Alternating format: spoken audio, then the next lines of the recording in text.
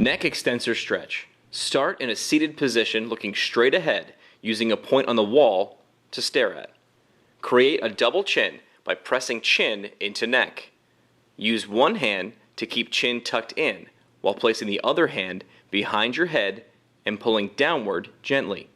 You should feel a stretch from the middle of your shoulder blades up the back of your neck, which means you're doing the stretch properly.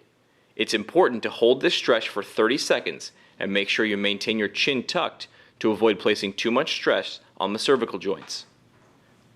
Repeat at least 2 to 4 times per set. This exercise should be done at least one set 3 times a day to get the full benefit. Neck extensor stretch. Lie prone with head unsupported off edge. Keep arms to the side. Slowly bend the neck forward until a comfortable stretch is felt in the neck and mid-back. Hold this position for 15 to 30 seconds and repeat the sequence. This should put a stretch on the paraspinal muscles when you flex your neck. If you feel a stretch but are in pain or uncomfortable, then you're not doing the stretch properly.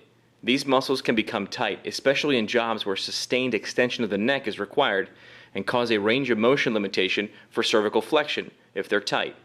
Repeat at least 2 to 4 times per set. This exercise should be done at least one set 3 times a day to receive the full benefit. Stretching the levator scap.